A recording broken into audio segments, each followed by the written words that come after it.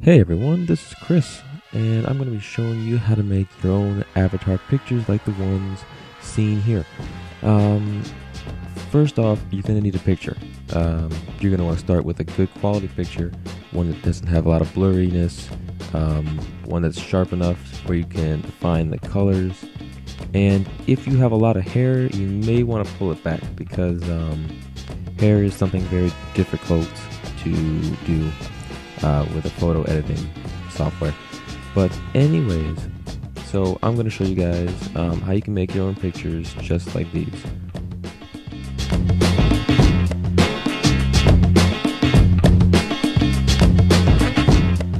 Okay, so we're going to be down here, and my friend here has graciously offered to let me do a tutorial with his own picture.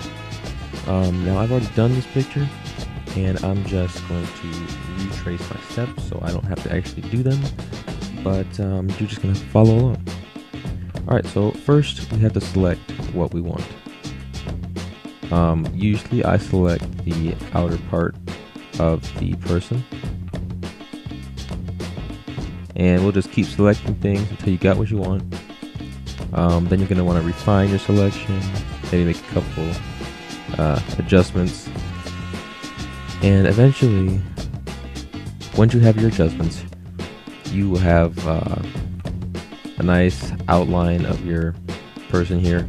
I like to feather my selection just a little bit, just so I have a little bit of crossfade between the background and the actual person.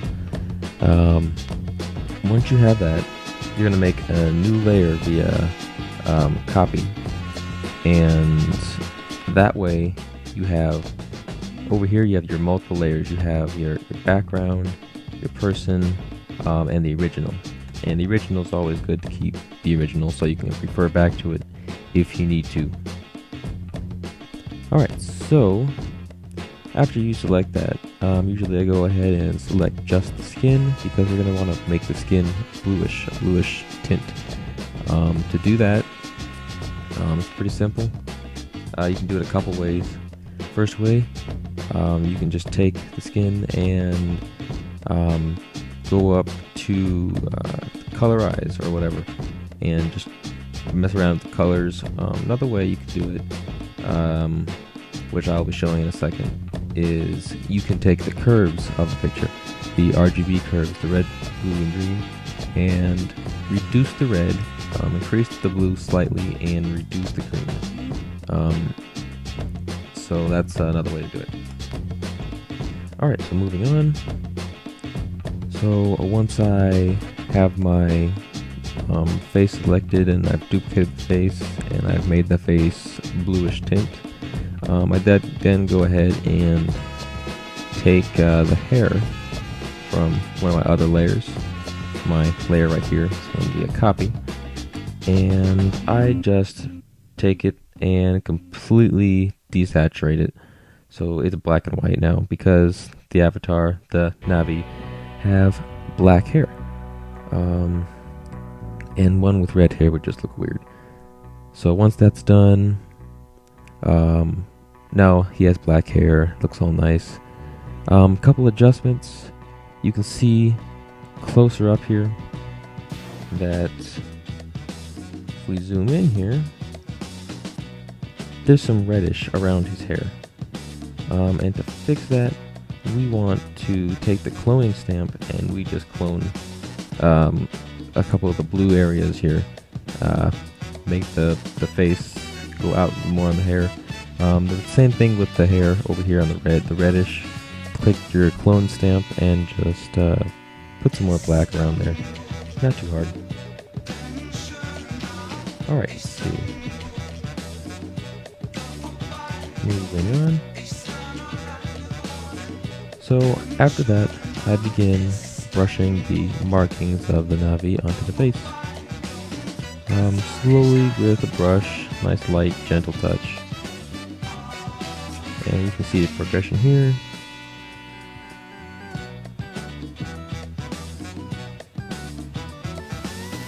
As time goes on, more progress.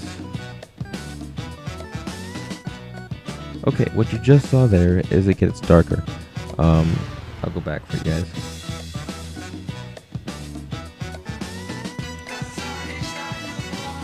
Alright, what you can see here, I have multiple layers, a lot of them too. All of these are the same exact layer. I just duplicate them to increase the opacity of the single layer. And once that was done, I merged them. So now they're one layer. But now they're way too dark, so I changed the opacity manually down here with this slider. That's good, 29%. Alright, and then after you've changed your opacity and stuff, I made a new layer and decided to start putting just some darker imperfections in the skin. If you look closely at the Navi from the Avatar movie, they do have some inflection in their skin a little bit, and so I just put a little bit of that. The next step after that, as you just saw quickly, was the lips. The lips right now are just pretty pale. They look pretty boring. You can't see them, not much definition. So we take the lips, darken them up a little bit, and now he looks like he actually has lips. Very nice.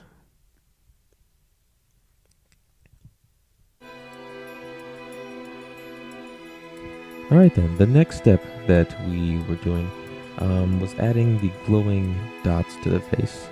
Again, if you look at the movie, they all have like glowing dot kind of things, like a glowworm, basically. Because, well, everything in Avatar glows. So, to add some glowing effects, we start out with a new layer. And I just took a nice brush with very high gain. And as you can see here, I just added a dot. Now, with another brush, one with very low gain, very low flow rate, I added a little bit of white glow to the background. So there's the white glowing dot, and because we have it in another layer, we can move this dot around. So I moved it to the upper face, and now there's a dot on this face. Very nice. Now, to make things easier on yourself, you can just take this layer with the dot and just duplicate it a whole bunch of times. So, let's see, move it a little bit. Okay, and then I just started duplicating it right about here. You can see it getting darker because the background opacity among the different layers is starting to build. But anyways, once duplicated enough, I did it about 10 times. Then you start rearranging them. So I just drag one over here. Let's speed this up a little bit. Okay, so yeah, after moving them around a little bit, scaling them up, and such, adding a little more, using the clone stamp to change where some of them are, putting some extra ones. Alright, and then I decided this guy doesn't have enough markings on the lower part of his face, so I took the brush and added some more, because there wasn't enough. And then I just selected this area right here, you can see, and I just copied it and put it on the other side. Being lazy has its advantages.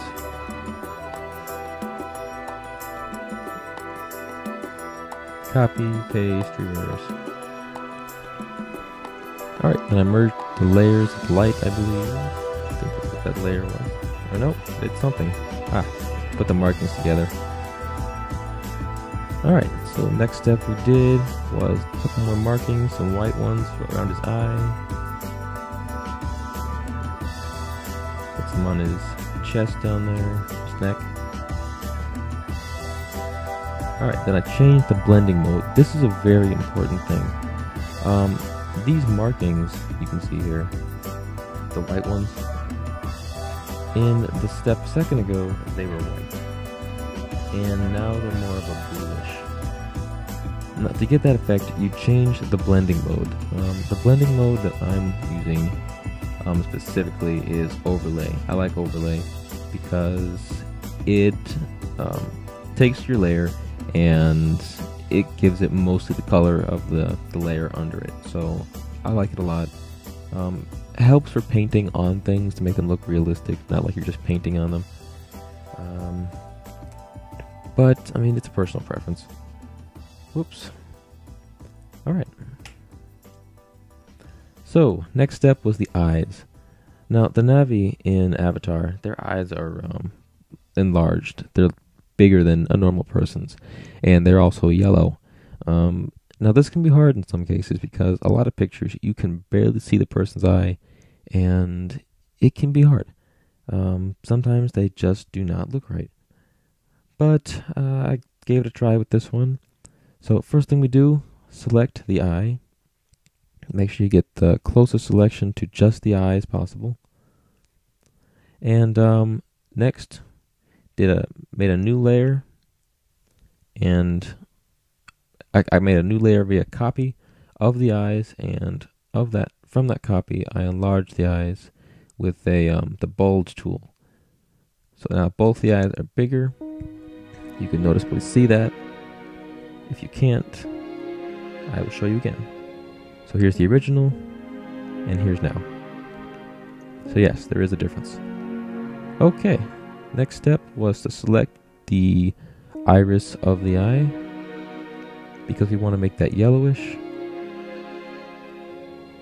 And now that that's yellowish, he has some yellow eyes. And now we're almost done with this. There's only a couple more things to do. Add some more lights, apparently. And now your backdrop image. This is something that's hard to choose. Now, when choosing your background image, you want to take in the lighting effects around your figure, around your guy. In this one, there's a lot of lighting coming from the left. It's coming down, as you can see. So I chose a background image that the lighting is also in the image also coming the same direction. That's very important for making the image look more realistic, as if the person was actually standing in front of 10-foot tall grass. Of course he's not, but you know what I mean. So after choosing the image, after adjusting a little bit, the next step I usually do with the image, I will make a copy layer of the image. So this one right here, I'll usually make a duplicate of it, put it at the top, and what I will do is I will take it and I will blur it, and I'll do what's called a zoom blur. So it's blurred like if you were zooming in a camera lens, and you can see that. And now what that's going to be used for is it blends in with the picture some more. Here's me just playing with some different blending types. One was color dodge, color burn, saturation, overlay, and eventually, after playing with the blending modes enough, you can find one that you really like. And so, once you find the one you like, after many different tries, you come to the final image. I believe my final blending mode was overlay. I enjoy overlay with just about everything. I'll use it quite often. But you guys will have to experiment for yourself. So the last couple steps was just getting the background image to more match the foreground image. Did that with some sharpening. Can't see too much of a change, but there is some change in the back. Alright, and so that is how you make your Navi or your avatar from your movie. Hope you guys like this tutorial. If you do, leave some comments in the section below, and I will make some more tutorials on anything you guys want. 3D, Blender, some pixelmator tutorials, anything like that. So yeah, thanks for watching and enjoy my other tutorials.